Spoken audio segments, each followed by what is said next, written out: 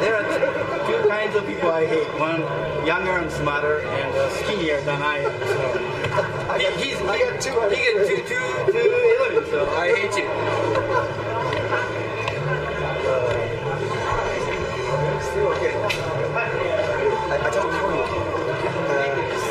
6 or 7 years ago, when I was the guy who is reserve action. Just we are senior. We are alone now. Right. 2005. Joining forces to college. Right. Yeah. No. I was there in 2004. 2005. I just mentioned with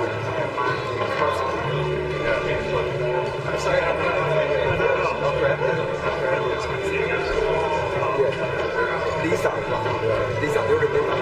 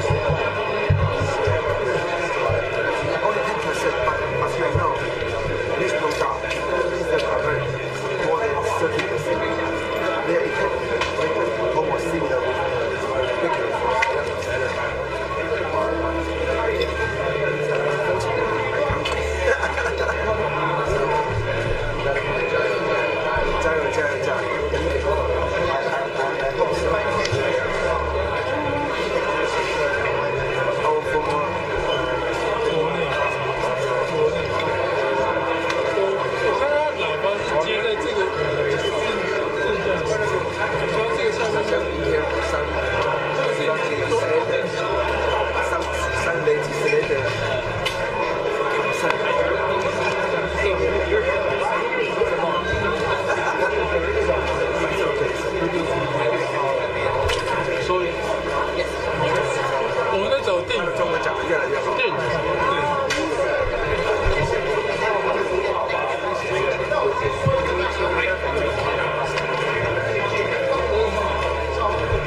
我们带一点。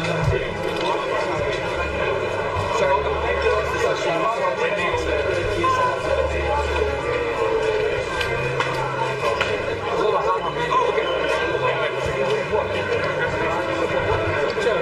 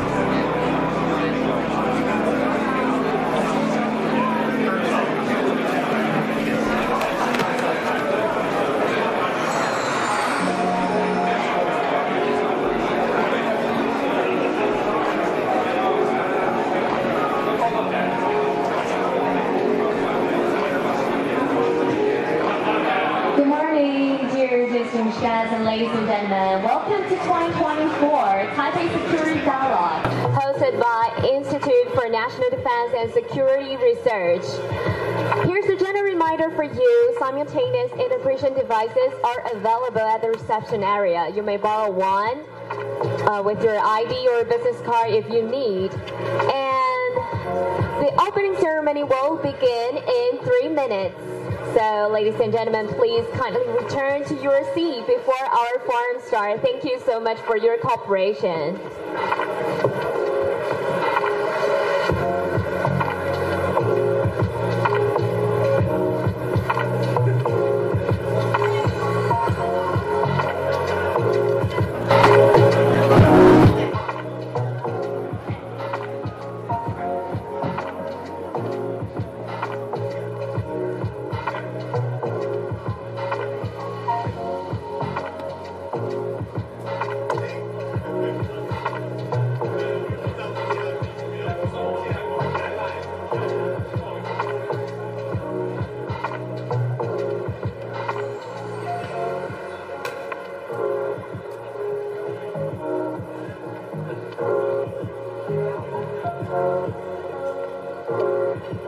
Good morning, all of our distinguished guests. Welcome to 2024 Taipei Security Dialogue.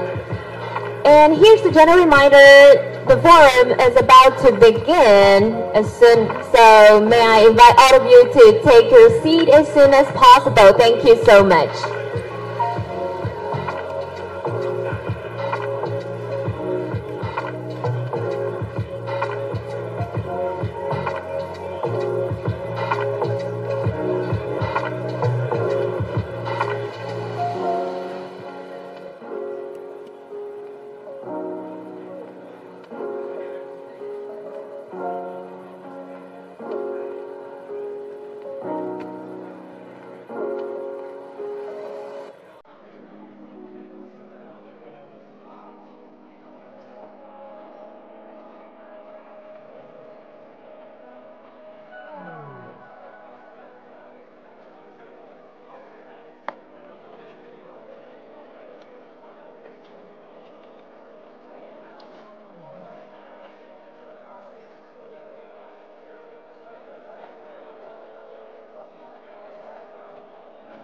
Dear distinguished guests, ladies and gentlemen, we're about to begin 2024 Taipei Security Dialogue.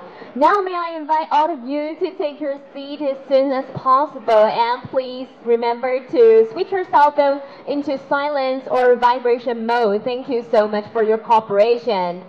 And once again, thank you for joining us. The opening ceremony will begin shortly.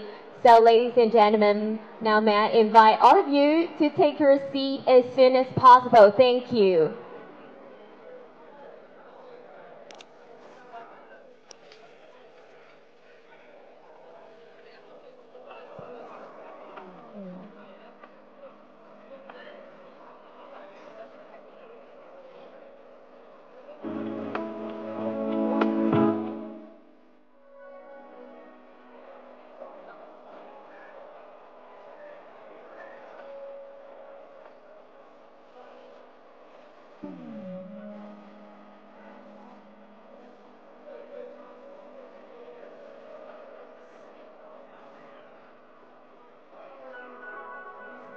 好，现场所有的媒体朋友，我们的活动即将开始了，所以有请各位媒体朋友先进，我们的活动即将开始。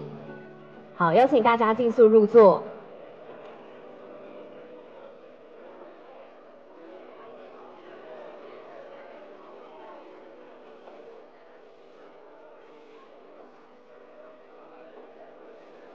好，现在有请我们的媒体朋友呢，请先回到我们后方的拍摄区。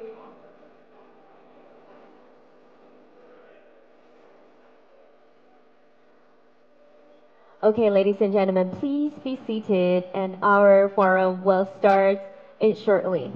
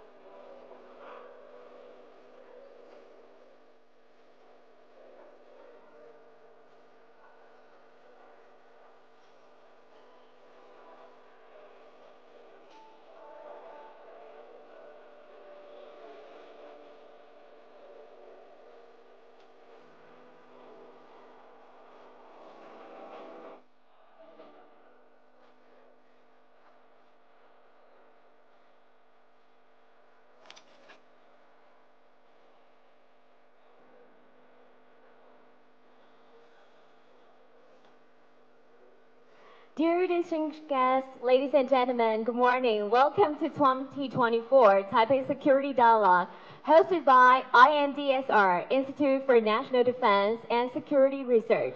This is Wendy, your host for today. On behalf of our organizer, we would like to extend a warm welcome to all of our distinguished guests. Firstly, thank you all for joining us with your continuous support and contribute your valuable insight on national defense and security issues. We look forward to reaching a consensus and finding solutions for national security policies during this conference. Now, at the beginning, I would like to invite the chairman of INDSR to deliver his opening remarks. Now, please join me in welcoming Chairman Huo Shouye.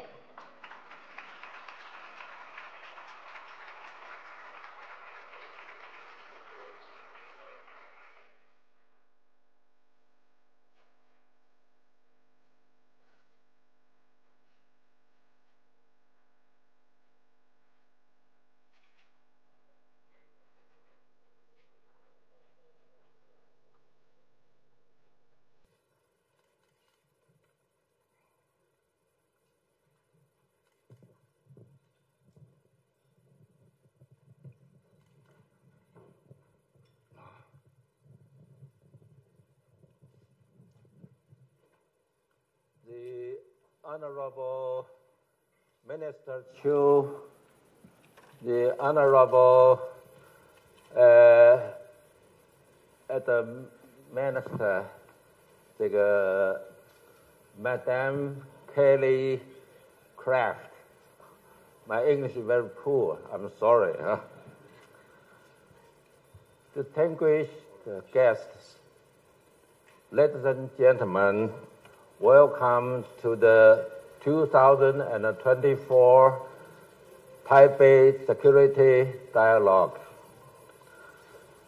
The international situation is in a period of turbulence. The Russia-Ukraine war, which began in 2022, has not yet ended.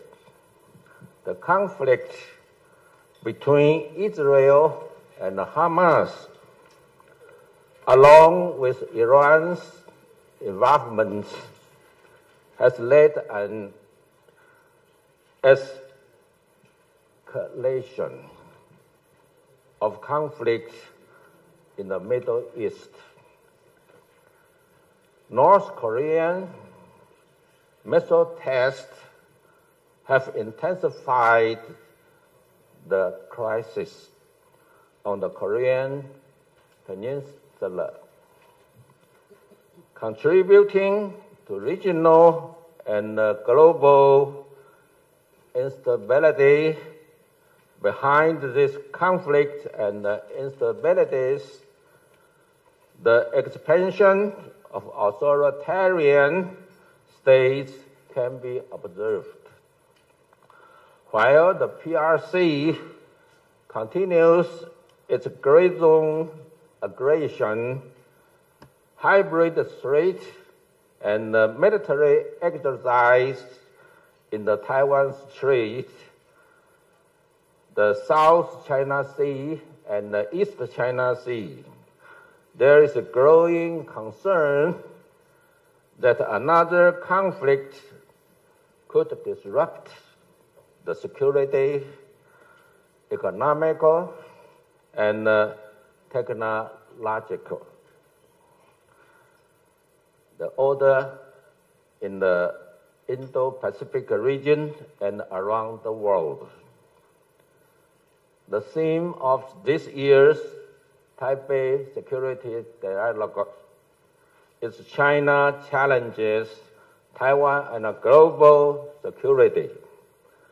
We are honored to have invited experts and scholars from 10 countries, both domestic and international, to join in the discussion in the China challenges the Russia-Ukraine war, conflicts in Gaza, Indo-Pacific security, democratic resilience, and the importance of Taiwan global security.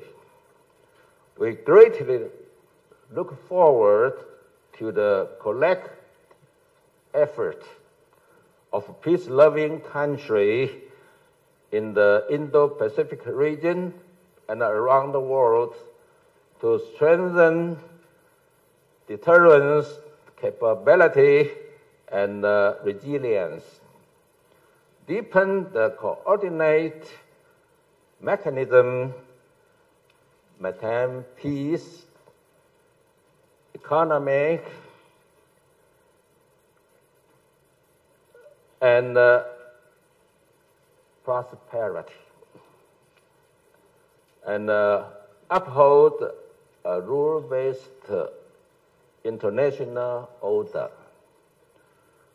This will help to us to resist the expansion of authoritarian states and prevent the Indo-Pacific region and humanity from being plunged into another catastrophe of war. Although building deterrence capability comes with cost and risks, the catastrophe of war and the impact of authoritarian powers dominating the international order would far outweigh the cost of building deterrence. This is also the theme of today's security dialogue. I hope all participants may derive valuable conclusion. Once again, I welcome you all and look forward to the fruitful outcomes of the conference. Once again, welcome, and I'm very sorry, my English is very poor.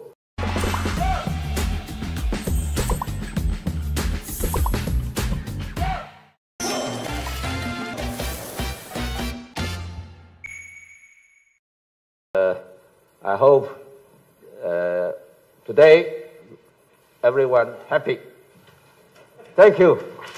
Thank you so much for the opening remarks. Thank you, Chairman Huo. Now you may return to your seat. Thank you so much.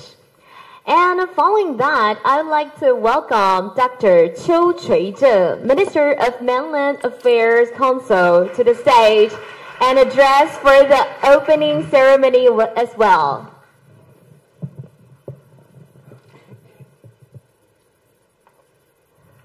Please welcome Minister Dr. Qiu Chuizheng.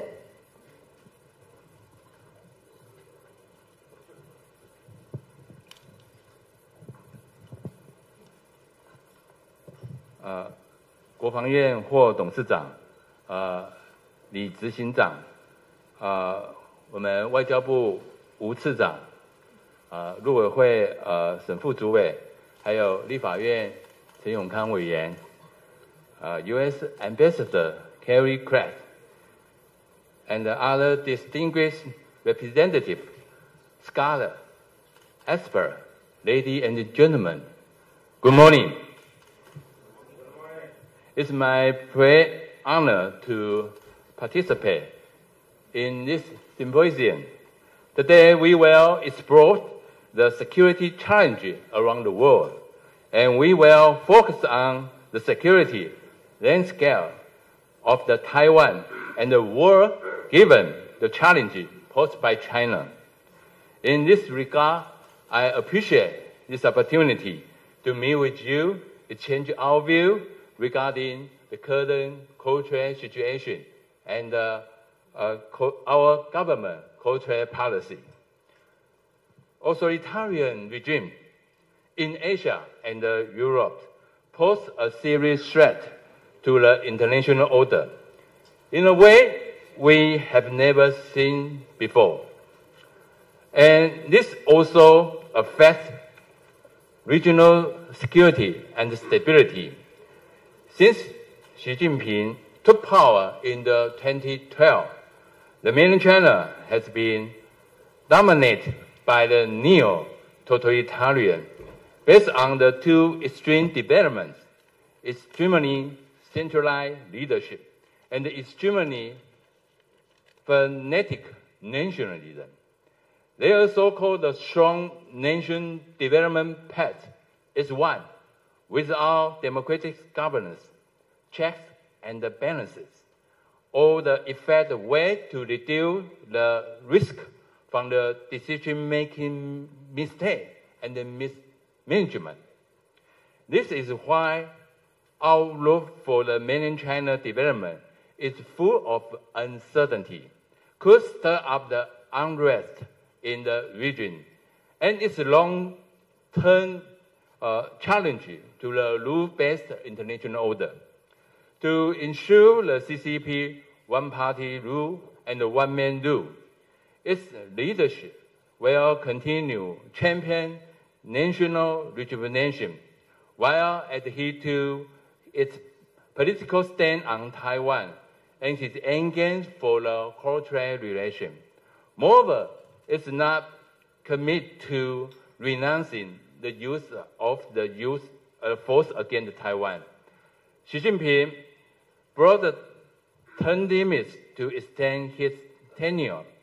It's precisely in order to achieve what called the national unification, resolving the Taiwan issue during his time in office. And finally, completing the historical mission of the national rejuvenation. This ambition is no doubt the root causes of the risk in the Taiwan Strait. I now give you a short briefing on our cultural policy. Actually, it's easy to understand our cultural policy since the former President Chai was elected in 2016. Our government has promoted our cultural policy based on the maintaining the status quo of the peace and stability across the Taiwan Strait. I would like to emphasize our government position is firm and consistent, and also in line with the expectation of the international community and the well-being of the people between Taiwan and China. And we have spent no effort in sustaining the status quo and maintaining the cultural relation, which means we maintain both. We maintain the Taiwan democracy, freedom, human rights, and rule of law, and other universal values. And we maintain the peace and the stability in the Taiwan Strait. Although the interaction and the dialogue between the two sides have been cooling down and even suspended since the COVID-19 pandemic for almost 4 years. And we hope two sides can sit down and talk without any political precondition on the basis of the mutual respect, dignity, and equality. We hope the leaders of the other side can display the wisdom and the flexibility toward a win-win future for the both sides of the Taiwan Strait. Over the past year, Taiwan has adhered to the policy of maintaining the status quo in the Taiwan Strait. However, it must be noticed that in the Taiwan Strait, it's not static and calm, but it's an ever-changing dynamic. Exactly, who is trying to alter and undermine the status quo? It's Beijing authority, who has been escalating their military intimidation, diplomatic pressure, and economic coercion. Their attempt to erect the sovereignty of ROC have strengthened the status quo of the peace and the stability in the Taiwan Strait and the region.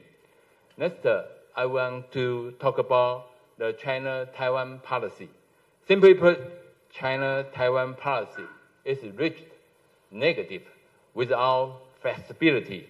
They insist Taiwan must accept their so-called 1992 consensus, which they define as their one China principle. I want to point out, if we accept the 1992 consensus, that means we must accept Taiwan is part of the PRC and the China framework and the process for unification. That's why we have not, and will not, accept any political preconditions due to the principle of the Taiwan sovereignty and democracy. In addition, the Xi Jinping remarked the January 2nd, 2019, known as the Xi 5 points, are the guideline for the China-Taiwan policy.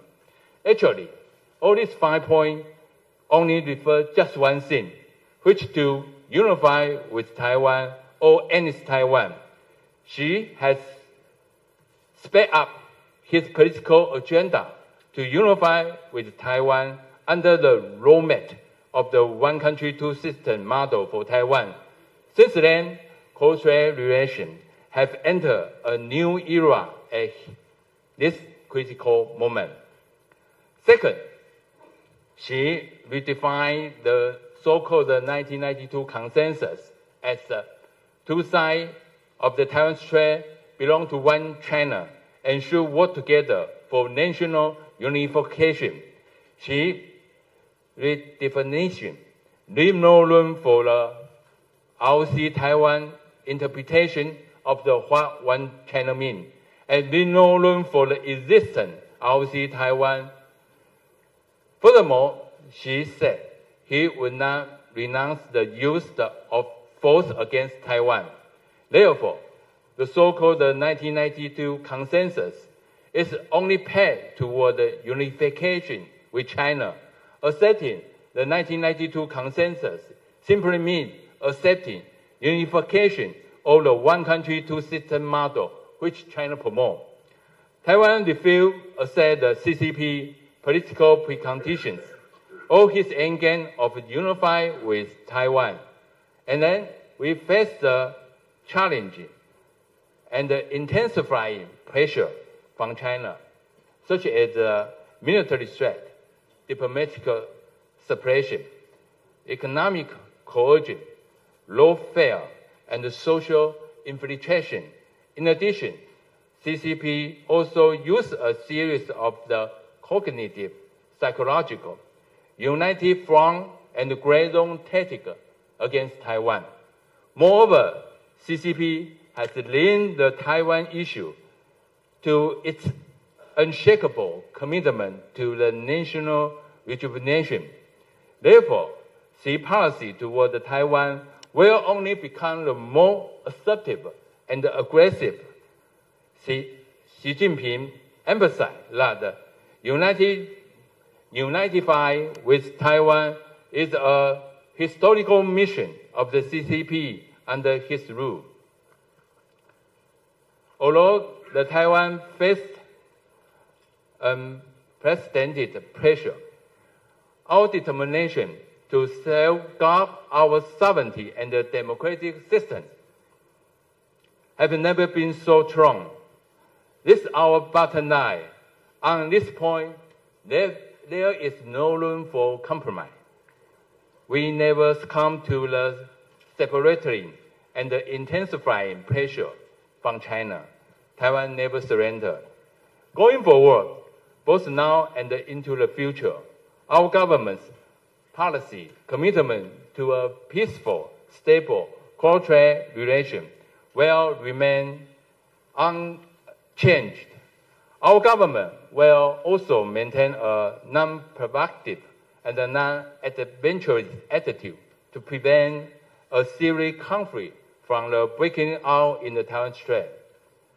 President Lai has also been following the 4 commitments as the consensus of bottom line of the Taiwan society, which are committed to a free and democratic constitutional system of government.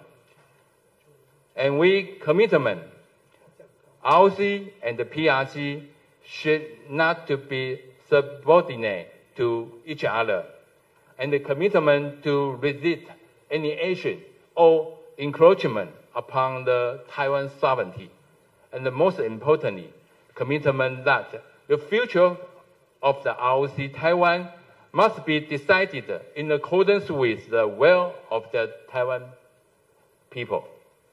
As a responsible member of the global community, we are willing to facilitate meaningful dialogue under the principle of the parity, dignity, if the Beijing authority sincerely want to resolve the difference between the two sides and improve the cultural relation. As long as there is rationality, equality, and mutual respect, we are willing to work with the Beijing authority to create a mutually agreeable arrangement for upholding peace and stability in the Taiwan Strait. This is our shared responsibility. Facing the China intensifying pressure and threat, we will carry out President Lai the 4 pillars of the Peace Action Plan. The first, we will strengthen our national defense. Second, we will improve the economic security. Third, we will strengthen our partnership with the like-minded and the democratic country. The last pillar is the stable and the principled cultural leadership. Taiwan will keep on our resilient cultural policy and do our best to maintaining the cultural status quo. Taiwan look forward to your understanding and support. Finally, we are joined today by the distinguished experts in the many fields. I wish today's symposium the fruitful result and the greatest success. Thank you so much. Thank you. Thank you so much, Minister Cho, for your statement, and thank you for addressing for the opening ceremony. Please take your seat. And following that, I would like to invite all of our guests and speakers to the stage for our first group photo at the very beginning of this forum. Now, ladies and gentlemen, as your name is called, please just come forward to the stage and to the steps. Firstly, I would like to welcome Mr. Yoichi Kato. Please come forward. And Dr. Bonnie Lin. Vice President Vina Najipuda. Secretary General Nagano Reiko. Dr. Sok-jun Kwang. Please come to the stage. And then please welcome Dr. June Teufel-Dreyer. Admiral Tomohisa Takei. Dr. Jacques Delio. Rear Admiral Katsuya Yamamoto. President Suu Kyi-han. Director Marcin Jerzewski. Professor Ivan Kanapathy. Mr. Drew Thompson. Director General Yogeshi Kumar Joshi.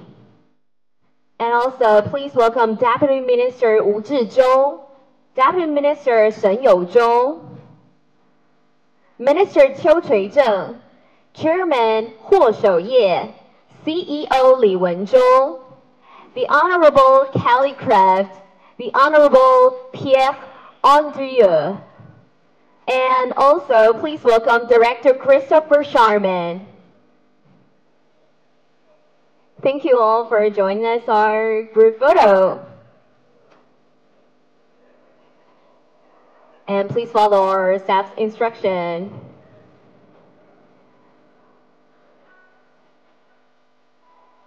Okay, later after we count down 3, 2, 1, don't forget to look to the front, to the camera. Okay, now we're going to take... All right. Okay, now, ladies and gentlemen, please show your brilliant smile and look to the front. Okay, 3, 2, 1. All right, and the second photo, ladies and gentlemen, please do a thumbs up gesture for this remarkable event. And the thumbs up, which the gesture, which means traditional gesture in Taiwan. Oh, please look to the back of our social media. Okay, please look to camera for our media. Okay, 3, 2, 1. Okay, another photo. One more, please.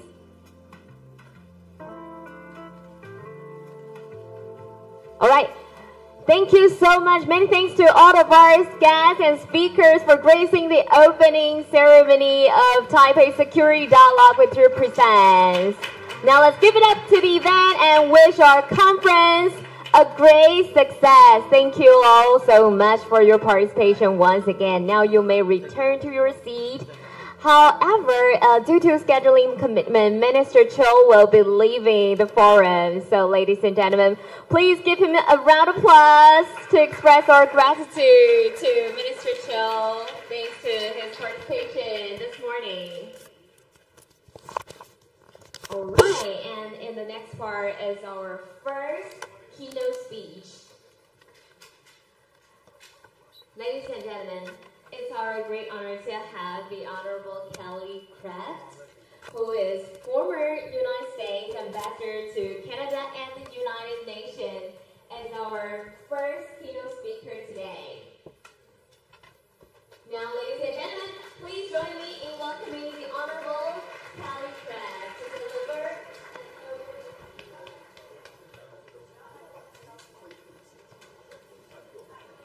因为现在呢，只有针对花莲的一些部分的一些业者，好，那像昨天这个赖总统他就在中常会上特别提到说，现在中国利用这个特殊化的管道来分化台湾的一个工具来看。谢谢。我想中国大陆有限度的恢复特定区域的台湾农产品输入，那么没有在既有的协议平台与我涉及公权力的单位进行沟通，那这样的考虑呢，都不是依照这个专业的科学的条件来做好两岸农产品的检验检疫的合作，会让我们其他地区没有开放的地区并没有统一的规范。那这样的考虑就不是基于专业技术的考量，而是基于政治的考量，基于对台经济胁迫，或者是统战分化的操作。那透过这个先禁止，再施惠，再进行区别对待进一步的分化统战，这种做法对两岸关系的良性互动没有任何注意，同时对于农民的市场的稳定性也没有帮助，可能带来更多的风险。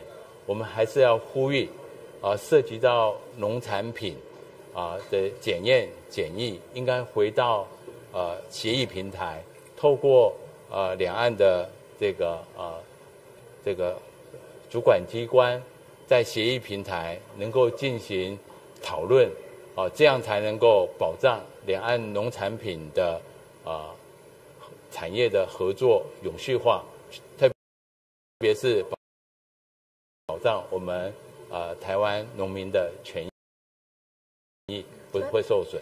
就想问那个厦门赴金门的这个采线团，目前审核进度怎么样？昨天国台办有在喊话说，希望两岸旅游可以赶快开放，说责任在我方，你怎么看？